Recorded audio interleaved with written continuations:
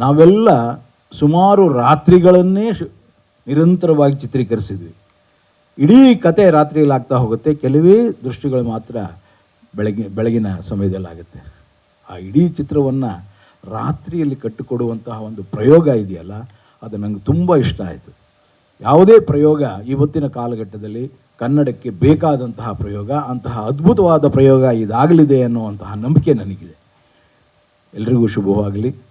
ಭಾಳ ಮುಖ್ಯವಾಗಿ ತರುಣ್, ಸುಧೀರ್, ನಿನಗೆ ನಿಜವಾಗಿಯೂ ಕೂಡ ನಿನ್ನ ಈ ಧೈರ್ಯಕ್ಕೆ ಹೆಡ್ಸ್ ಆಫ್.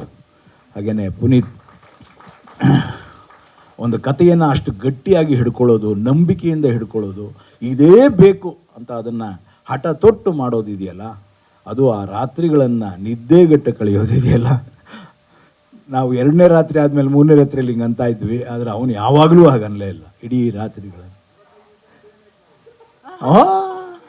ಹಾಗೆ ಹೇಳಲಿಲ್ಲ. ಆಗಿನ ಕಾಲದಲ್ಲಿ, ಅಂದರೆ ಆ ಕಾಲದಲ್ಲಿ ನಿಜವಾಗಿಯೂ ಎಲ್ಲರೂ ಹಾಗೆ ಮಾಡಿದ್ದಾರೆ. ಈಗಿನ ಕಾಲದಲ್ಲಿ ಮಾಡುವಾಗ ಹೇಗೆ ಅನ್ನೋದನ್ನು ಈಗ ಪುನೀತ್ ಮುಖಾಂತರ ಹೇಳ್ಕೊಡ್ತಾ ಇದ್ದೀವಿ. ಒಟ್ಟಿನಲ್ಲಿ ಇಡೀ ತಂಡ ಆ ರೀತಿ ರಾತ್ರಿಗಳನ್ನು ಚಿತ್ರೀಕರಿಸಿದ್ದೇವೆ. ಭಾಳ ಅದ್ಭುತವಾದಂಥ ಕೆಲಸ. ಆ ಕೆಲಸಕ್ಕೆ ಒತ್ತಾಸೆ ಕೊಟ್ಟಂಥ ಎಲ್ಲ ತಾಂತ್ರಿಕ ವರ್ಗಕ್ಕೆ ಎಲ್ರಿಗೂ ಕೂಡ ನಿಜವಾಗಿಯೂ ಕೂಡ ನಿಮ್ಮ ಪರಿಶ್ರಮಕ್ಕೆ ಒಂದು ಶಿರಸಾಷ್ಟಾಂಗ ನಮಸ್ಕಾರ.